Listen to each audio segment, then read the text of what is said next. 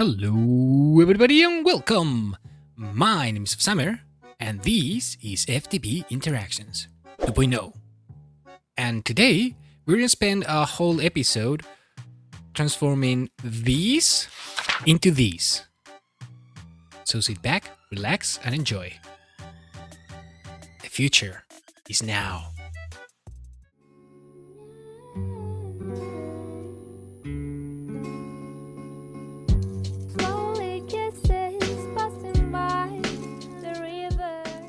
So here we are in my creative world and okay, I have a few things prepared here. First of all, what is an ME system? A lot of things that I'm going to say here you will probably be already familiar with. Some of them probably not, and that's why I decided to make this little segment here. Anyways, what is an ME system? What can you do with it? You can import, export, storage, remotely, autocraft. Well, yes, you can do all that. But the problem is, once you get started with your ME network, you run out of channels. And channels is something we can fix very easily. So what I'm going to explain here is basically P2P channels, how they work, how to properly set them up, and how to kind of exploit them. And I'll show you what I mean by it in a second. All right, so in here we have an ME controller.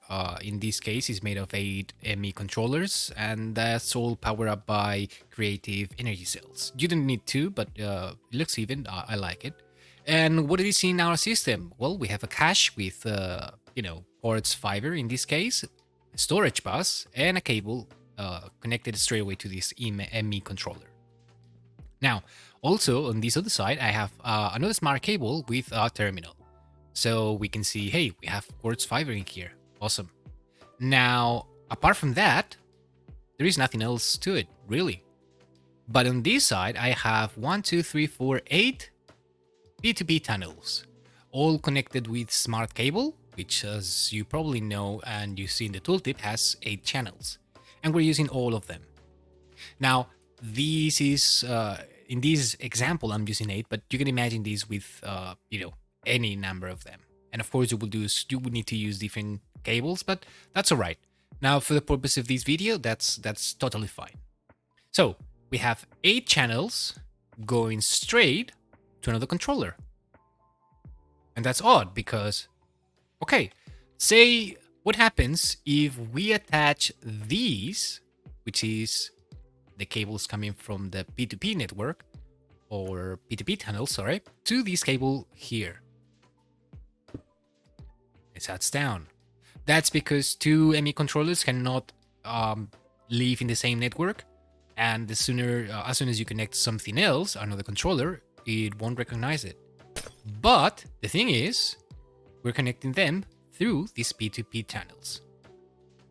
And as you can see, both of them are up and working. You can power this up with it anyway. Again, I use creative cells, but I'm playing interactions. And there are some of these Spectre coils that you can totally put on the side, and that will also work. Now the thing is, these P2P tunnels are connected to this ME controller in a way, remember, so these are not attached.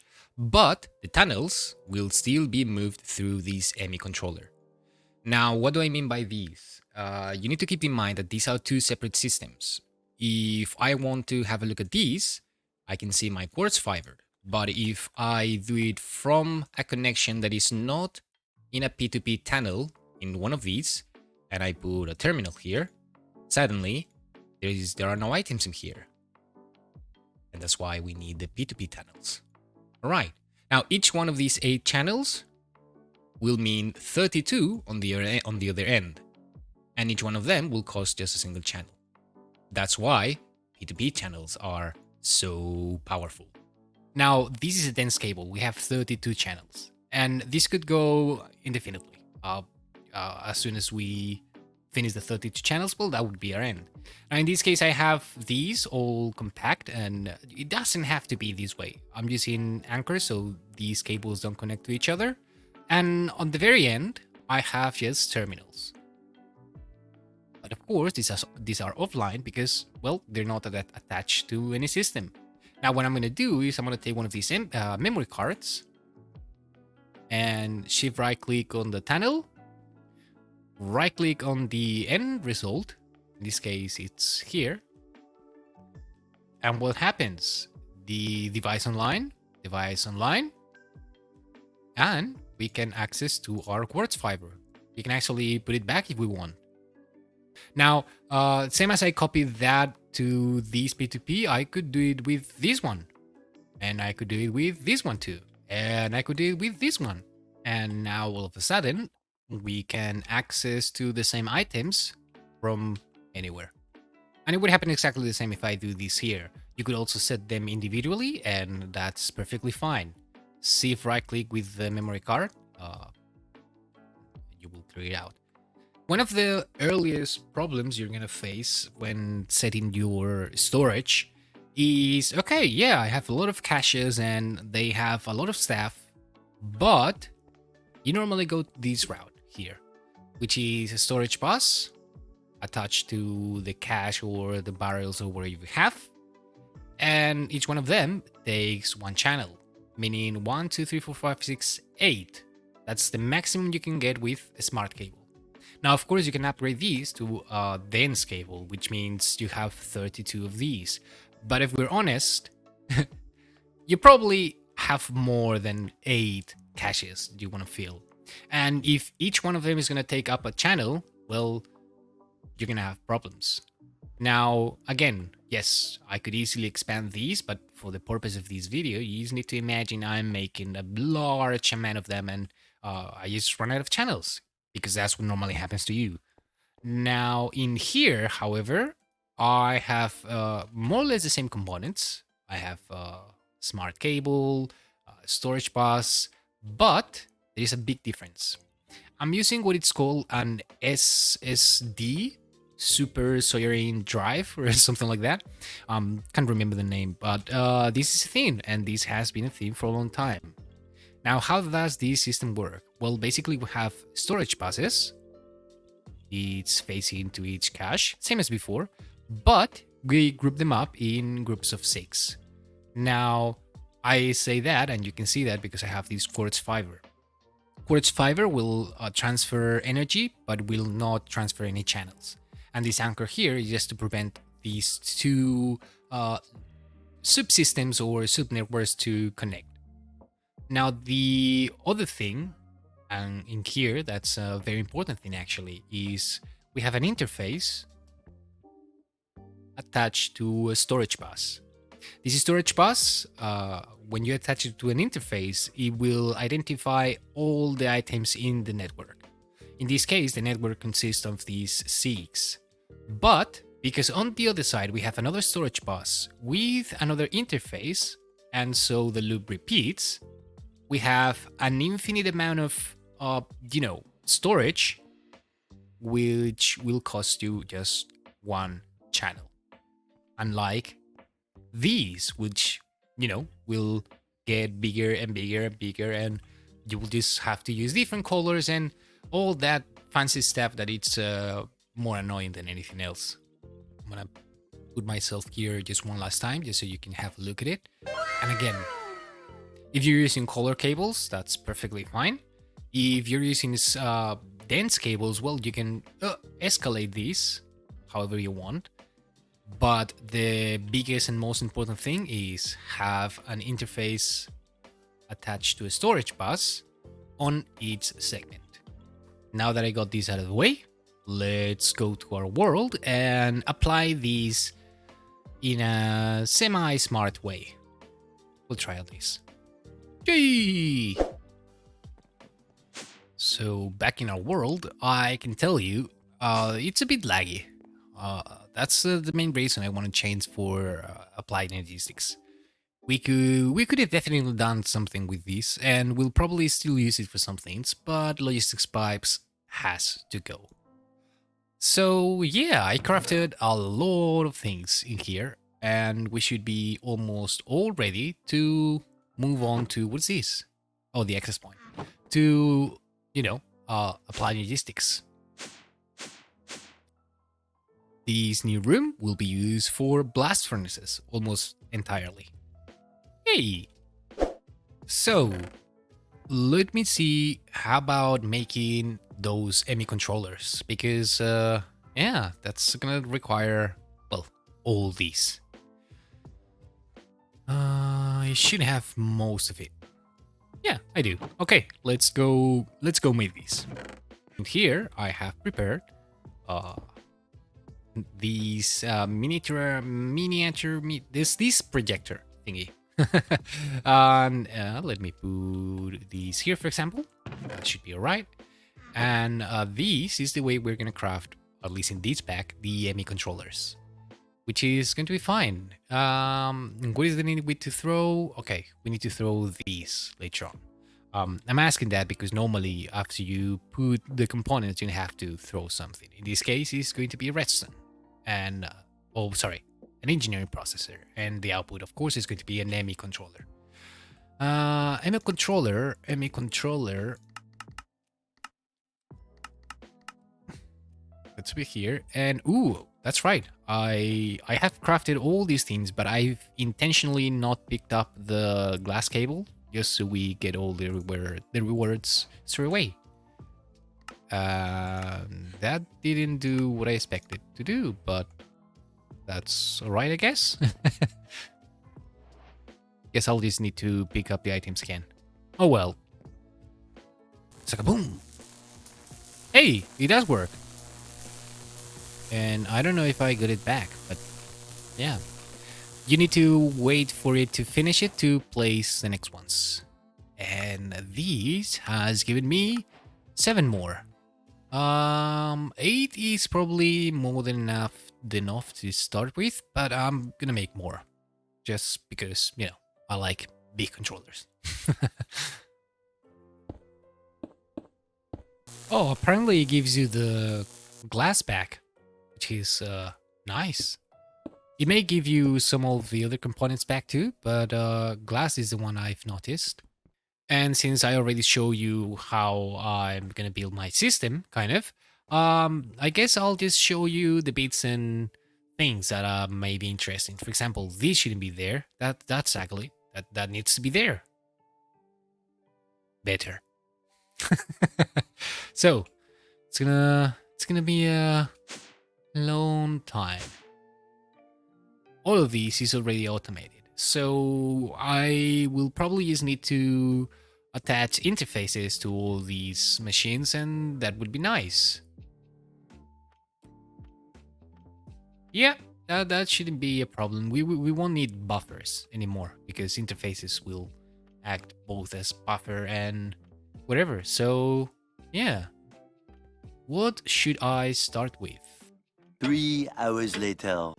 After what it seems like forever to me, I've set up a basic system. I have my ME controller here powered up by my my Spectre coils.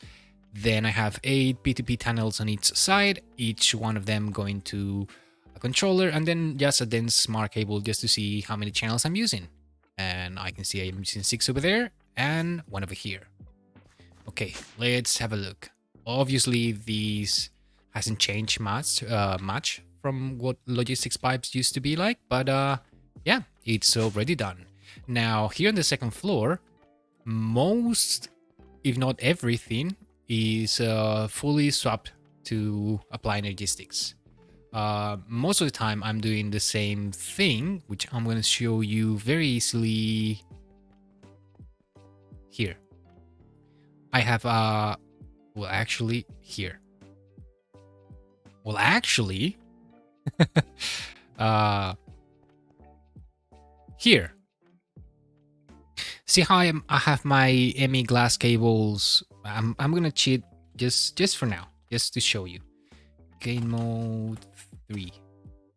There we go. So I have my glass cable, and on each side where I don't want it to connect, I'm using an anchor. So basically, each one of them is a channel, and then I can just connect that to a dense cable, which will end up, you know, going to a P2P tunnel. In this case, F929. So yeah, how do I game mode 1? Nope. Game mode 0? Yay! In small setups such as this one, where we are only requesting some things, we want it to not be shown on the interface terminal, because this is going to be very annoying. The more you put, say for example, I have another one right there, I have another one back there, and if they all show, well, it's kind of annoying. Now let's have a look at this floor. Yeah, I took down all the logistic pipes, crafting tables and whatnot, and I'm still need to move the blast furnaces down there and set up the outer crafting for all these. Oh boy. Anyways, my storage system is down, and I only have here what I consider was the most important things, the things we're stocking on. Now the thing is, most of these things are gonna go straight away into the system, but the things we have too many things of, like say for example netherworth that was coming from a chicken, or infinite dust, or grains of infinity, well, we may keep these ones, but those kind of things, we don't want them in the system, because this is gonna take a lot of slots. I don't know. Anyways, I have set up here an import bus with some acceleration cards, and I have here, well, basically everything that I got from my dungeons and whatnot. Now up here, this is my actual storage. Again, P2P going to some kind of cable, and yeah, there we go. Here I'm using the SSD network that I show you, the Supersoaring system drive, whatever. And what's important here is the priorities.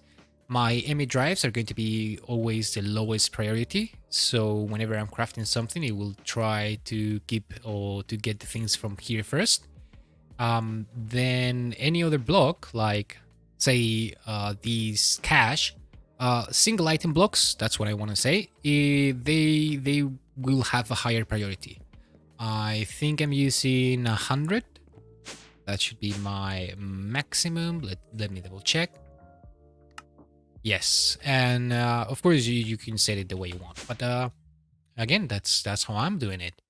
Now these junk storage units only stack I think unique items or non-stackable items, well, on the unique ones. Anyways, that's gonna take up swords, enchanted books, and all that stuff that is gonna fill otherwise some slots in here, and we don't want that.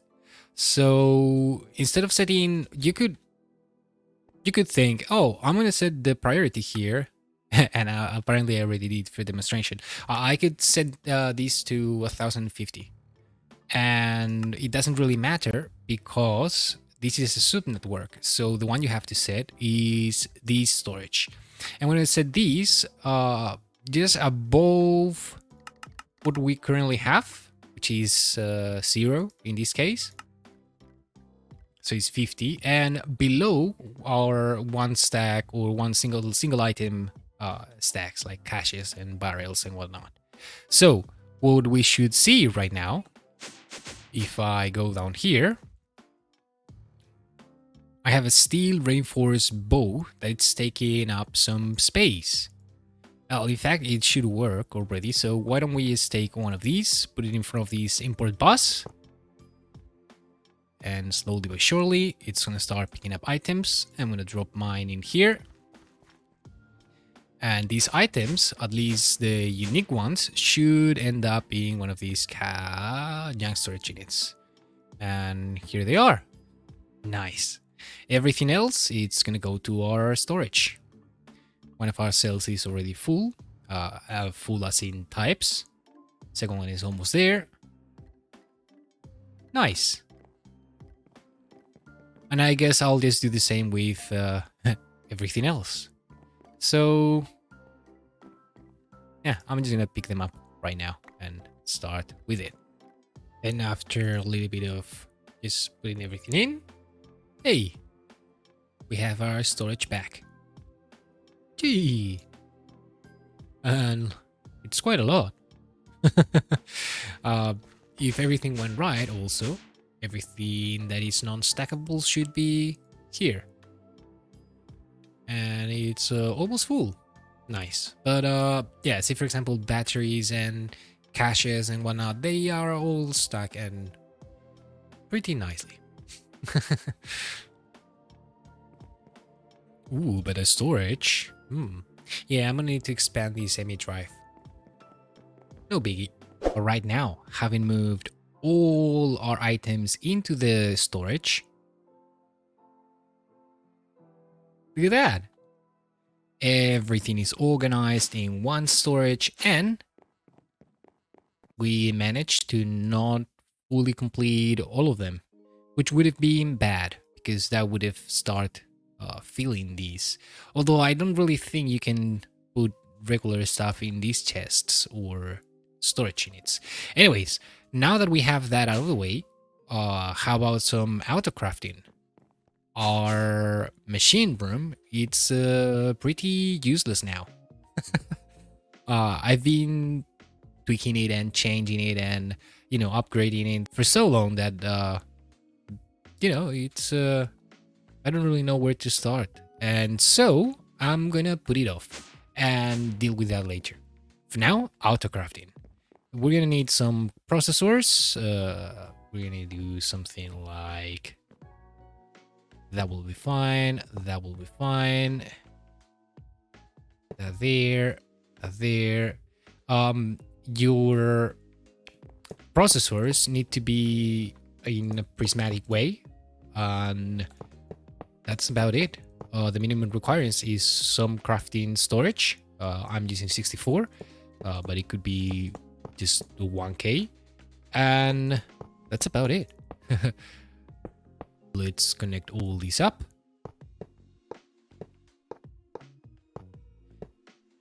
It doesn't matter how many sites they're touching, it will count only as one. So we should see 4 channels, maybe 5 channels being used at the moment. And if we have a look, we don't know because I haven't. Yeah, let me change these to a dense cable so we can see the usage of the channels. That should be 5. Yeah. Now, where is my chest? Here. We're gonna get something that's called mass assembler. It's from lazy AE2, something like that.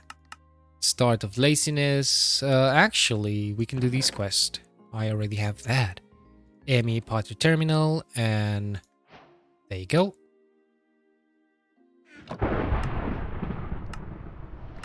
Another provider, that's nice, and a singularity. Cool. All right. Anyways, what is this mass assembler? This is where you're gonna place all your what they're called recipes, patterns. I'm gonna make an outer shape of 5x5, and then we'll try to fill the inside. I don't know what the maximum or minimum is for this machine, but I know they have so many blocks, so this will have to do it. And on the inside, you're going to put down your pattern providers. This is going to give you more slots, so you can put more recipes. And your coprocessors, which are just going to speed up the processes or the recipes. Everything else can be air blocks are accepted, so we should close these with our vents. Assemble controller. And it's working. I don't know what that means, but yeah, it's gonna be, I hope, pretty fast. And we have 5 different pages for recipes. Now, will you connect from here? No. Okay. Will you connect there? 6 channels. Yeah. Okay. And and you can still access it from everywhere. All right, that's nice. Let's see about teaching the system some recipes.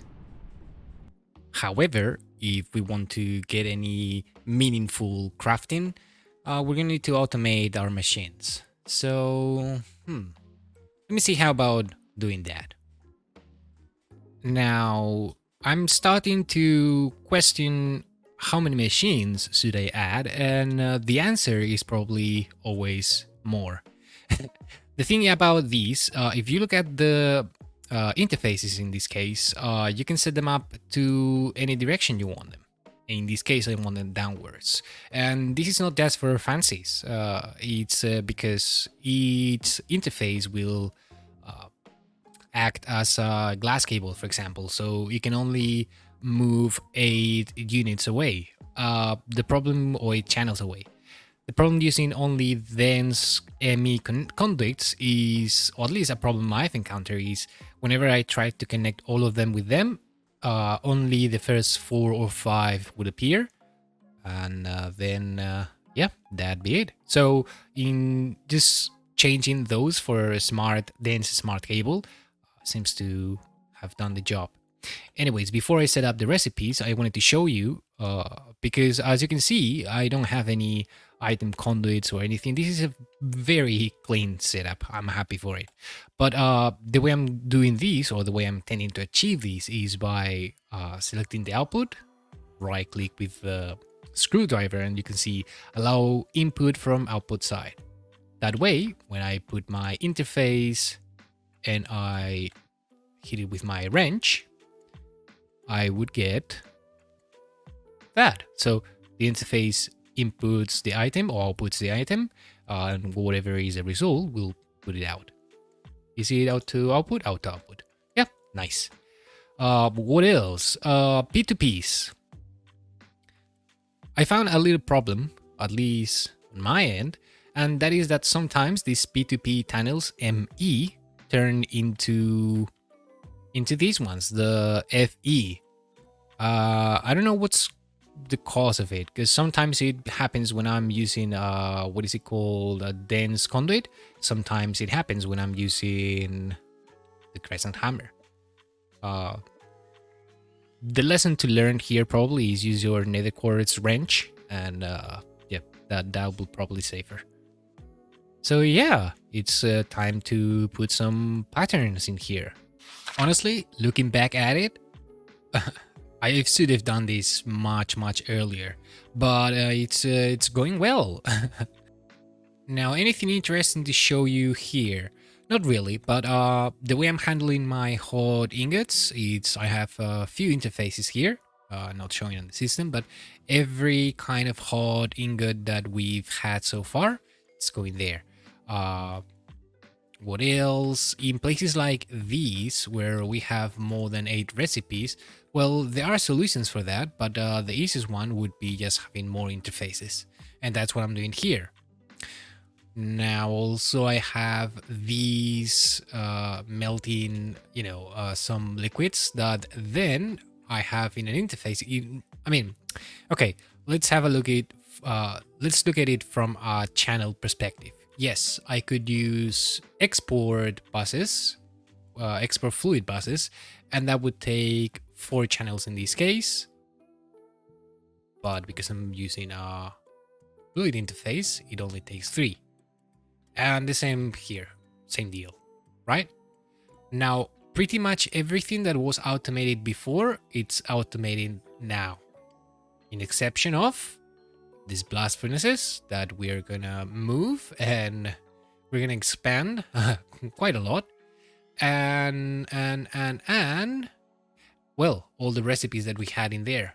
Yeah, that I have a few recipes that I've been I had to use. Everything else, as you can probably see here, it's already set. So it's all functional now. I just need the other kind of recipes, not the processing ones. And I could do that right now. I was gonna do the recipes, but I think setting our blast furnaces is kind of more relevant right now. So yeah. This whole moving process, it's not really a problem. It's boring. It's a bit annoying. It's okay. So I'm gonna put my titanium, silicon, aluminum, pyrotheum, and enderium.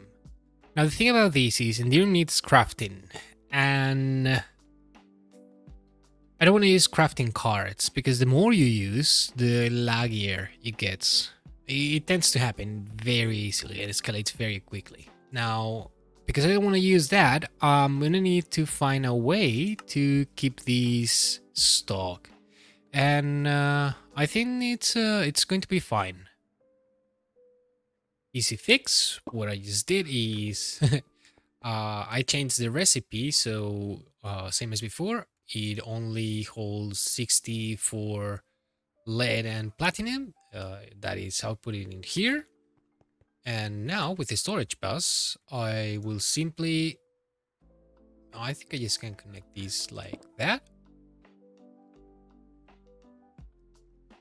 And device online.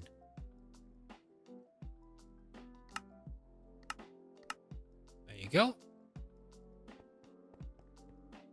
And that will keep on sending Enderium over here without the need of a crafting card. Anyways, we're gonna set this up. I have a lot of filters with me, and so I'm gonna use them.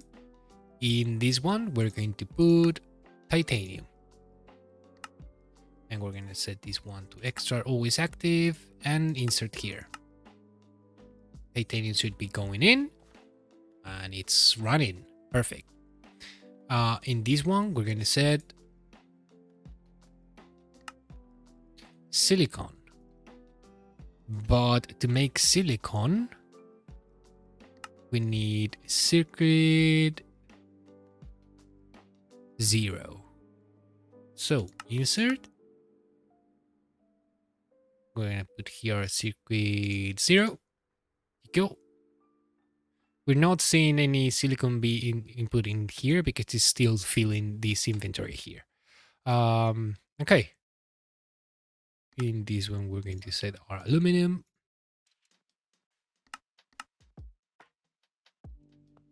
And in here, we're going to send the pyrotheum and the enderium. Do you require a chip? No. Aluminum doesn't require a chip. Titanium doesn't require a chip. So we're already set. Now, I'm going to put some lever emitters here. And this is the way we are going to make it so it stops. Cable, cable, cable, cable. And since they're going to, yeah, I'm going to need anchors in here, which is going to be perfectly fine. An anchor over there, anchor over there, anchor over there. Now, the way we're going to set this up, it's you need to have the item. In this case, I think this is the titanium one. Well, you would set it, of course, I'm missing something. These machine controllers turn machines on and off depending on the redstone signal. They work pretty much as everything in GregTech. You see this little outline. So we're going to put it on top in each one of them. Now, whenever we emit a redstone signal, and that will happen, let me take the items first. So you are going to stop running once you have 1,000. 1,000 should be fine. You are silicon, and you are going to stop running. Same. I'm going to set pretty much all of them to 1,000 because, being honest, should be more than enough to finish the pack, at least. This one is Enderium, and we're going to do exactly the same, 1,000.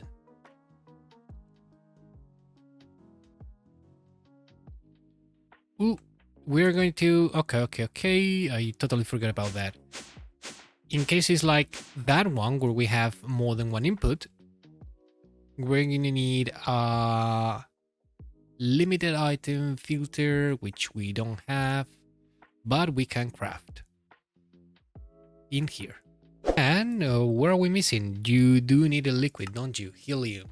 Yes, you do. Okay. In this case, we're gonna need a fluid export bus, like so. With a piece of glass. And dense conduits. just because it dies.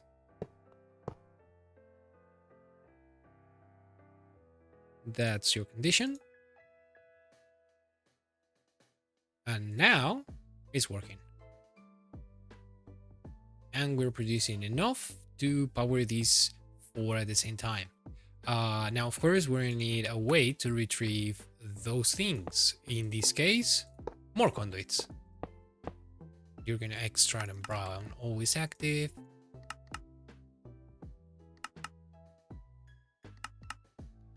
And because we're not using all sides, we can use these as our input.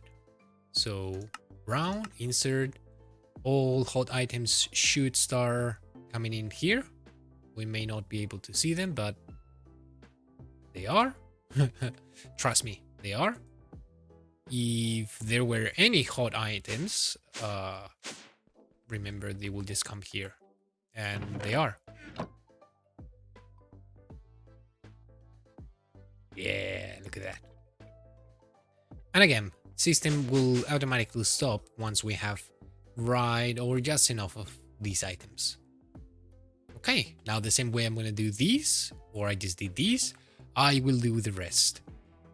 Luckily for us, because we were stocking on things, I can still create the coils. Although that should be enough superconducting coil blast furnaces. The rest will probably just be nichrome or tungsten steel. Nichrome, I already ran out of these, but we can always craft more. And in fact, we will, because we need them. All right, after quite a long time, I've set up a few more recipes, or rather automations. This is the one we had already. In this one, we had chrome, stainless steel, titanium, niobium, tungsten, and iron. This is something we're gonna do, and as same as that, I'm just gonna show you what I'm doing here. So we have first these arc furnace. This is gonna take, and remember, I'm doing all these just so we don't have to use crafting cards, and that's gonna be the most important step, really. This is gonna start taking our iron dust. I need to put some oxygen in here. That's gonna be all right. From here, we're gonna output over there. Extract always active. Insert, and in here, we're gonna say you can only have, oh, I'm gonna need some steel. So I might just get also the oxygen done. So our dust is gonna end up in this furnace over here. That's going to auto output. This is going to turn into raw iron. This is going to then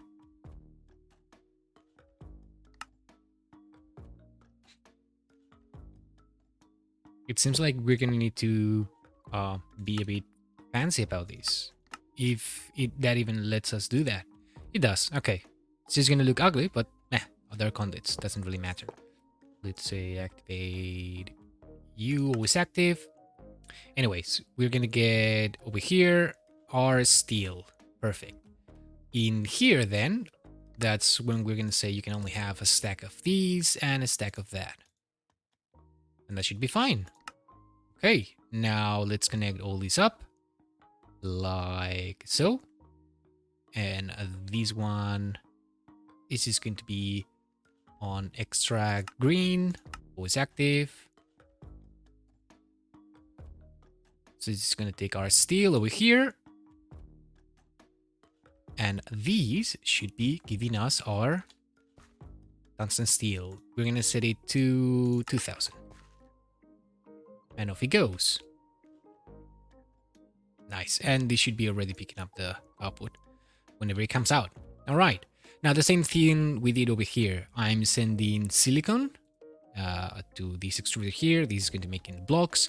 Those blocks are coming here, and these probably stopped working because the condition was Naquala dope monocrystalline silicon balls, and I set this to 100 because each one, every time you process one of these, it will give you a stack. So 100 is, I'd say, more than enough.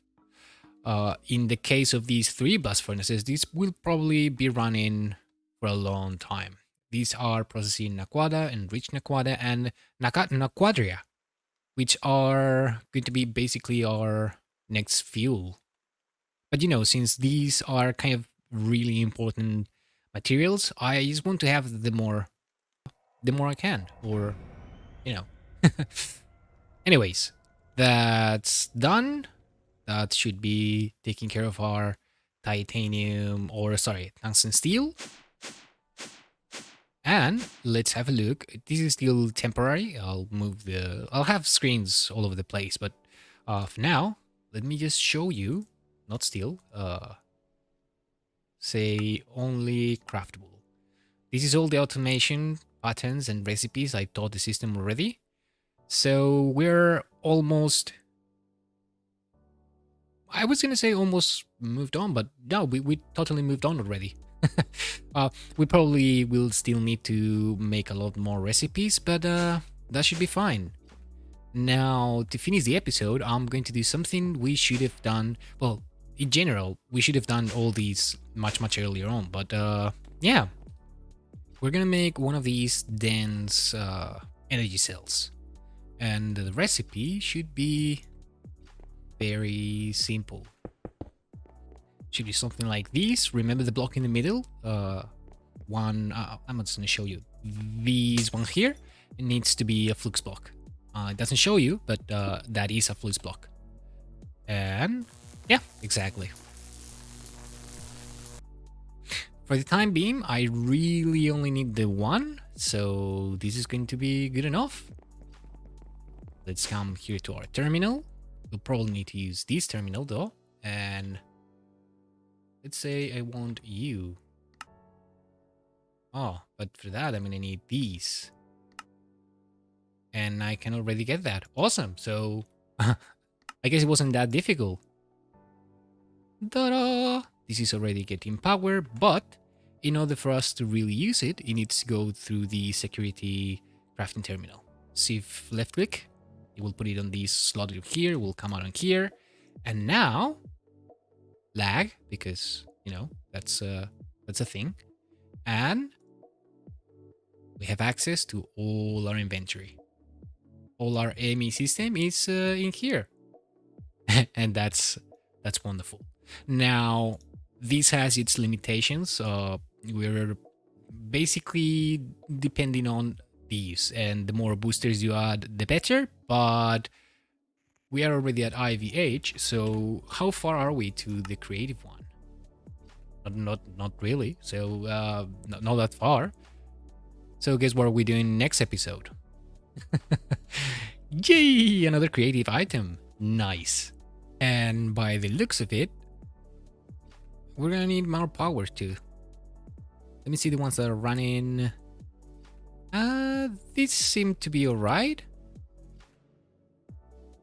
Yeah, so is it only this line over here? This is running and it's fine.